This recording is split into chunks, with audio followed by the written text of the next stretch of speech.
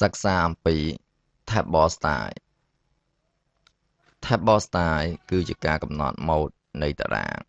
តោះចុះយើងមើលការប្រើប្រាស់អញ្ចឹងរបស់យើងនេះវាមិនតាន់ជា table នៅឡើយទេវាជា rank នៅឡើយទេអញ្ចឹងយើងត្រូវការ convert វាទៅ table សិនបានអាចប្រើ table style បានអញ្ចឹងទី1 select លើបាទតារាងហ្នឹង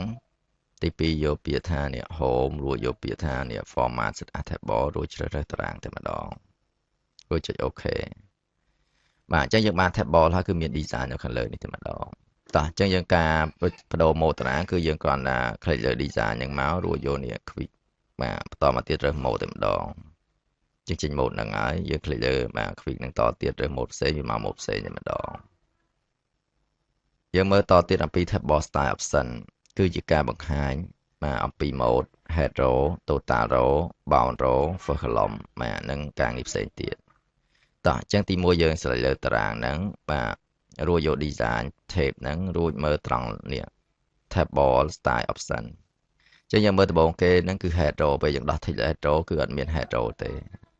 ជាងបើបង្ហាញ head row ហ្នឹងគឺបង្ហាញក្បាលលើហ្នឹងវិញទី2គឺយើងមើលក្នុងនេះ total row អញ្ចឹង click លើ total row ទៅវាបង្ហាញ total ឲ្យខាងក្រោមនេះតែម្ដងនេះ total នេះអញ្ចឹងយើងដោះ total ឡើងវិញជាការស្រេចបាទ band row គឺជាការឆ្លាស់គ្នារវាងមួយ row មួយ row អញ្ចឹងយើងមើលយើងដោះចេញទៅគឺពណ៌វាស្មើគ្នាគ្រប់ row ទាំងអស់អញ្ចឹងបើយើង click លើ band row ហ្នឹងវាឆ្លាស់គ្នាគឺមានពណ៌រាងបៃតងមួយហើយនឹងពណ៌រាងបៃតងសមួយវាឆ្លាស់គ្នាឲ្យយើងស្រួលមើលទិន្នន័យជាជួរបាទមួយទៀតយើងមើល first column គឺវាដាក់បាទពណ៌នៅខាងដើមគេនេះឯងទី2គឺយើងមើល last column គឺវាដាក់នៅខាងក្រោយវិញបាទទី3គឺយើងមើល band column គឺលេចមកវាឆ្លាស់ជា column ជួរឈរចេះហ្មងពណ៌ច្បាស់ពណ៌ស្ដើងពណ៌ច្បាស់ពណ៌ស្ដើងវិញបាទតមកទៀតគឺយើងមើល filter ប៊ូតុងដោះ click ទៅហ្នឹងទៅគឺបាត់ចេញអាសញ្ញាព្រួយជាប់នៅលើហ្នឹងតែម្ដង